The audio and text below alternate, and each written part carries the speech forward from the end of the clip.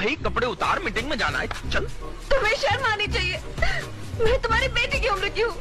तू एक बार मेरा कहा मान ले, मैं तुझे बीवी की उम्र की बना दूंगा। बहिया में कसी के सैया मारे लो कचा कोच कोच कोच। ए राजा जी बाप दादाओं के जमाने के सरकारी संस्कारी सॉरी। हाँ तो भाई लोगों, आज एक बार फिर से हम बात करने वाले हैं बाप दादाओं के जमाने के संस्कारी और पारिवारिक फिल्मों के बारे में। हाँ वो तो हमें पता है कितनी पारिवारिक होती थी। Let's go। हाँ भाई, पहले की फिल्में इतनी संस्कारी थी कि लड़कियां अपने चाचा से ही निरोध मंगा लेती थी।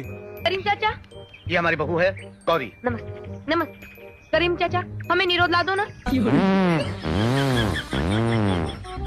लगता है उसे भाला चाहिए। भाला नहीं बेटा, उसे लाला चाहिए। करीम चाचा, हमारे लिए ला देंगे ना? देखो बेटे, ये सब बातें तुम रवि से पूछा करो, वो भी अकेले में। क्यों? और अभी तो रुको, क्लाइमैक्स अभी बाकी। ठीक है, हम उन्हीं से पूछ लेंगे। वाह, सुनिए जी, इतना बेवकूफ कौन होता है? हमें एक चीज ला देंगे आप? हाँ बोलो। हमें निरोध ला दीजिए ना। ऊपर वाले, किस्मत खुल गई आज। किस्मत नहीं बंद हो गई है, ऐसे अनपढ़ गंवार ले आए हो। पहले क्यों नहीं बताया?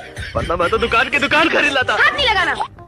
तो फिर निरोध क्यों? क्योंकि निरोध खाने से बच्चा नहीं होता। खाने से ये खाएगी टैबलेट मंगारी। पापा, ये कैसे संस्कारी फिल्में हैं पापा? आज से मैं भी पुरानी फिल्में देखूंगा। देख रहे हो, बाप दादाओं के जमाने के संस्कार। पहनने वाली चीजों को भी खाया जा रहा है। साला अब समझ में आया। नहीं, ऐसा नहीं होता। निरोध का मतलब टैबलेट भी हो सकता है। यार देखो, मैंने अपने पापा के साथ सूर्यवंशम कई बार देखा, तुमने भी देखा होगा। तब साला सच में बिल्ली मारना किसे कहते हैं ये मुझे नहीं पता था।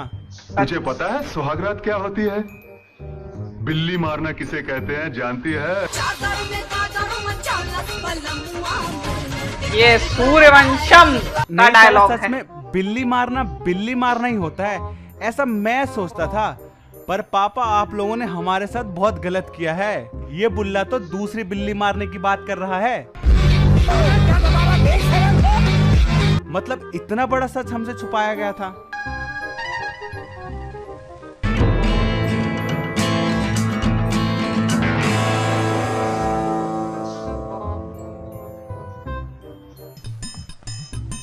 ना ना ना, डरो मत, अभी तो सिर्फ झूला झुलाया जा रहा है।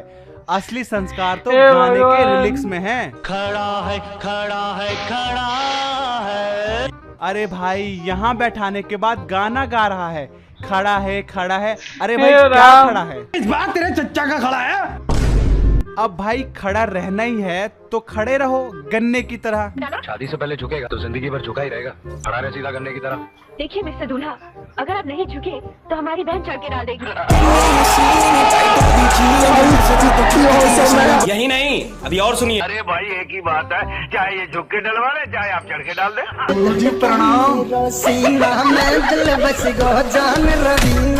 हाँ, बात तो सही है, चाहे ये खड़ा होके डाले या वो झुक के डलवा ले। सच में भाई, कितना पारिवारिक माहौल है। बहुत ज्यादा। ईमान मर्द साहब, भगवान ने एक हथेली पर 5 उंगलियां दी है, लेकिन आपने सिर्फ 2 उंगलियों का इस्तेमाल किया।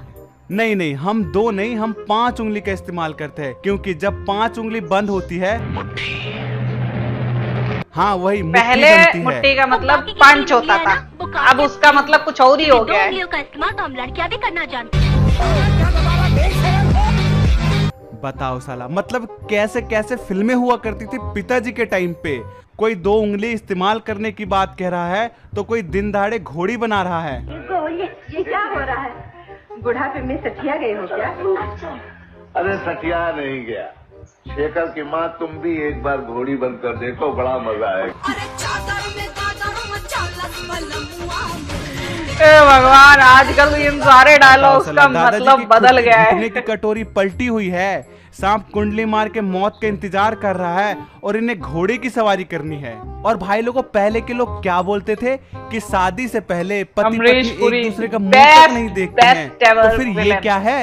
मैं समझ गई कि तुम क्या मांगना चाहते हो, लेकिन ए मिस्टर, ये सब चीजें शादी के बाद। अरे शादी के बाद तो हर चीज मेरी हो जाएगी, लेकिन मुझे अभी चाहिए, अर्जेंट प्लीज। सच? तो ठीक है, एक शर्त पर। तुम पहली बार मांग रहे हो ना, इसलिए मैं तुम्हें दे रही हूँ। पहली बार मांग रहे हो मतलब? ये क्या बार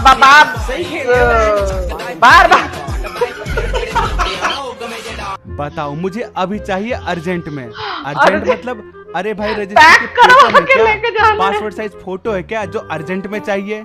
ऊपर से लड़की भी दे रही है।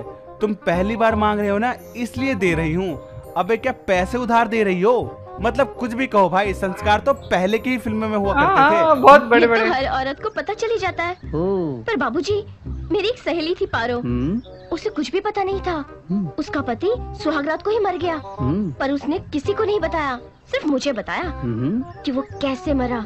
कैसे? वो क्या हुआ ना, जैसे ही पारो अपने पति के साथ कमरे में गई, उसका पति सारे कपड़े उतार के उसके सामने खड़ा हो गया। तो पारो ने पूछा, कितना पारिवारिक माहौल है। तो पति ने जवाब दिया, ये चिड़िया है। पारो ने चिड़िया? पूछा, मैं इसके साथ खेलूं? तो पति ने बोला, हाँ खेलो। खेलते खेलते चिड़िया बड़ी होती गई। फिर कुछ देर के बाद चिड़िया ने पारो के मुंह के ऊपर थूक दिया। पारो को गुस्सा आ गया, उसने उसकी मुंडी मरोड़ डाली और अंडे सारे तोड़ डाले और घोंसला जला दिया। क्या? ना ना ना ना, हंसो मत। ये सोचो कितने बेरहम मौत मरा होगा। पहले बेचारे की मुंडी तोड़ी, फिर अंडे फोड़े और तो और घोंसला भी जला दिया। छोड़ा। इसलिए कहता हूँ गुप्त ज्ञान बहुत जरूरी है, और इसलिए गांव की भोली भाली लड़की से शादी करने से पहले ये भाई वीडियो आजकल जरूर की देख लेना। लड़कियां गांव की नहीं होती, भोली भाली। अरे फिल्में ना तो हमारे लड़कियां ना टाइम में लड़के। होती थी, जिसमें प्यार, इमोशन, फीलिंग्स और संस्कार हुआ करते थे। पर भाई ये कैसा संस्कार है जो दिन दहाड़े घोड़ी बनाया जा रहा है? मुझे घोड़ी समझ रहा है? मुझे घोड़ी बनना भी मंजूर है, मगर सिर्फ तेरे तबीले की। हाँ भाई लोगों, हम सोचते थे हमारे तुम्हारे 90s के सबके फेवरेट मिथुंदा, जिसकी बहनों को हमेशा गुंडे काली घाटी के पीछे उठा के ले जाते थे, वो तो ये हरकतें नहीं करते होंगे। पर भाई 90s के ये भी बहुत बड़े ठरकी थे। अब तुम खुद ही देख लो। मैं कैसी लगती हूँ? बहुत सुंदर लगती हो, लेकिन बिना कपड़ों के पीछे सुंदर लगती हो। पीछे सुंदर? हाँ, मैं सब देख लिया।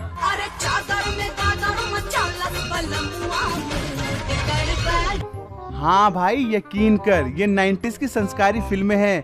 पहले ऐसा ही होता